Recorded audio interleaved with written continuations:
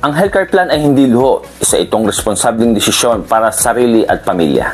Madalas iniisip ng marami ang healthcare plan ay dagdag gastos lang. Parang optional, parang pwedeng ipagpaliban. Pero kapag may nagkasakit sa pamilya, doon natin nare-realize na ito pala ay hindi luho, kundi ito pala ay pangangailangan. Isang check-up lang, isang laboratory o isang araw sa ospital ay pwedeng umabot sa halagang kayang bumura ng ipon sa isang iglap. Kapag may healthcare plan, hindi ka bumibili ng sakit. Ang binibili mo ay seguridad. Seguridad na kahit may mangyari, hindi ka magpapanik.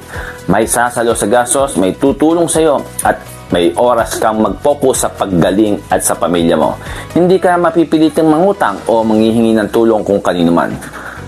Ito ay responsableng desisyon dahil iniisip mo na hindi lang sarili mo, kundi ang taong umaasa sa iyo. Ang healthcare plan ay bahagi ng maayos na financial planning, kasama ang ipon, tamang pagmamanage ng pera. Hindi mo kontrolado ang emergency, pero kontrolado mo ang paghahanda. Kaya huwag mo nang tanungin kung kaya mo bang magkasakit. Ang mas tamang tanong, kaya mo bang hindi maging handa? Dahil ang tunay na malasakit sa pamilya ay ang pagiging handa bago pa ito kailanganin. Kaya dapat mong alamin at matutuhan ang tamang pagmamanage ng iyong pinaghihirapang kitain pera. Paano? Just do a simple comment, info, at may message kita. Or feel free to direct message me, plan, at i-guide kita. Please like, share this video. Go ahead. Thank you. See you in my next video.